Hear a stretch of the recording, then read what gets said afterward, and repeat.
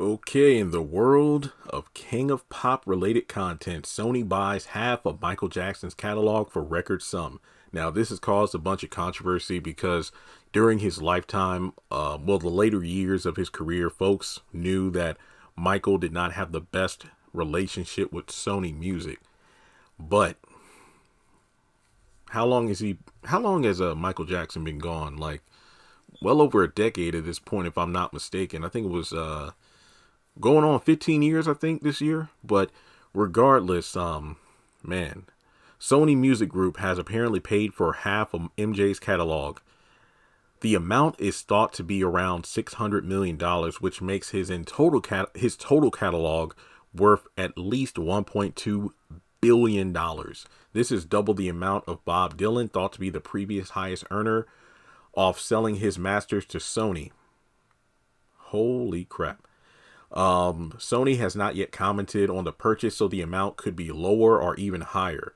Jackson was a canny investor, so the deal is also reported to include songs from various other artists as well, such as Elvis, Ray Charles, Aretha Franklin. Below is a list of notable music catalog sales. Many artists chose to keep the sale value undisclosed, so below are close estimates in US dollars. And there are at least, let's see, 3, 6, 9, 12, about 15 different artists here. If I'm not too lazy, I'll include a screenshot in the video so you can check it out for yourself. Like Bob Marley, 50 million, Red Hot Chili Peppers, 140 million. Justin Bieber was 200 million. Dr. Dre, 200 million. David Bowie and Paul Simon were both at 250 million. Sting and Genesis were both at 300 million.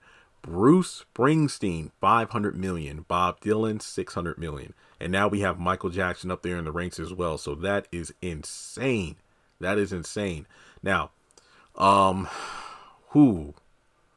the absolute onslaught of Taylor Swift on the radio, these amount of artists and singers and songwriters know their worth, and their catalogs are up there in the prices. So it's extraordinary when it is given an actual dollar figure. So they'll keep following the story in regards to, the total price that Sony will pay, but it is thought to be at least 600 million. It's probably much higher than that too. And, the friction comes from a lot of people who know Michael Jackson's relationship with Sony. But upon further research, I did find that 15% of this sale will go to Michael Jackson's estate executors, leaving the estate to split proceeds of roughly $500 million after all costs. Now, according to the terms of Michael's will, his estate was distributed as follows. 40% was left to his 3 kids that will be split evenly, Paris, Prince, and Blanket. 40% will go to Catherine Jackson, his mother, and upon Catherine's death, her 40% goes to Michael's kids, which means eventually his kids will split 80% of the estate, which is 26.7% each. Okay. And then the other 20% was left to various children's charities. So $500 million would presumably be split up as 100 million for charity, 200 million for his mother, 200 million to his 3 children, aka 67 million per child. Wow. Okay. Wow. Primary Wave previously owned and will continue to own 10% of My Jack. That leaves a 40% paper stake remains for Jackson's heirs. At the overall valuation of 1.2 billion, that 40% stake is now worth $480 million. This gives each of the heirs the following paper values on their remaining respective stakes. 96 million for charity, 192 million for his mother, 192 million for the children, or 64 million per child. Man, oh man. Now, of course, this deal does not include the royalties from MJ the Broadway musical or the theatrical productions that use Jackson's music. So theatrical productions, I believe that includes movie deals. So I think the upcoming Michael Jackson biopic wouldn't be included. So there we go.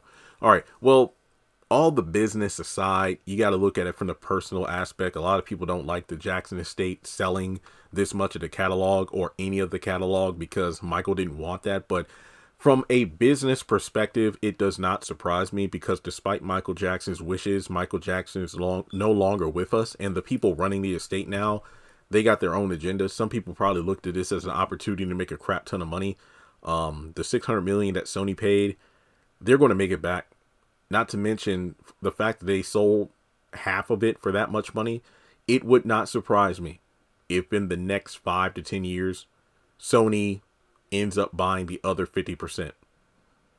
Because you think of it from the perspective of these people who create these businesses, rarely do they ever leave the businesses in control, basically in the control of their, families. Like if they have children or whatnot, nepotism. No, it's basically when you leave certain things to certain people, not everybody has the same business drive as you. They see it as an opportunity to make quick money. It's like, hey, you know what? I started this car wash company, or I started this business where we, clean houses, like power washing houses, or, I created this whole website where we sell things and whatnot.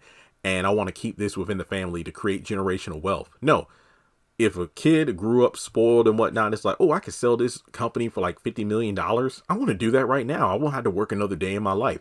And then within 1 or 2 generations, that money is gone.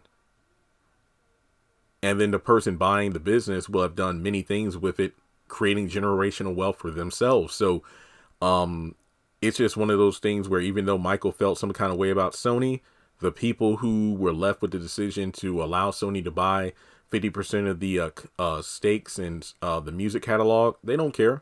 They just see it as an opportunity to line their own pockets. And to be honest, the Michael Jackson estate hasn't really done much with Michael's music to begin with. From the half-hearted posthumous albums, I think Escape was the only good project they've put out since his death. I mean, there have been plenty of times they could have done an anniversary album. I mean, yeah, the Escape album, Bad 25, the documentary, and the Off the Wall documentary were my 3 post Michael death projects I actually enjoyed. I did not like Thriller 40. What was the album that came out? It wasn't Scream, was it? Was it Scream? It was basically like a Halloween album, which was a bunch of Michael songs we have already heard. I mean, like, Jackson songs, Michael songs, and it's like, y'all didn't do anything. Y'all just put together some Halloween spooky theme music on a disc and then said, hey, have at it. And I'm like, no, I'm not buying this. I think I did buy it when it was like in the $5 bin at Walmart, but I didn't buy it when it first came out. And this is it. I watched it once. I only watched it once. So I really do feel like I'm for this deal if it means Sony's going to actually do great things with the Michael brand, but I don't know if they will, but we'll just have to wait and see. Well, yeah, like I said, it doesn't surprise me that the Michael estate folded and sold, and it wouldn't surprise me if Sony comes in at some point to buy the rest. But let me know your thoughts in the comment section below, like and subscribe, and I'll catch you in the next video.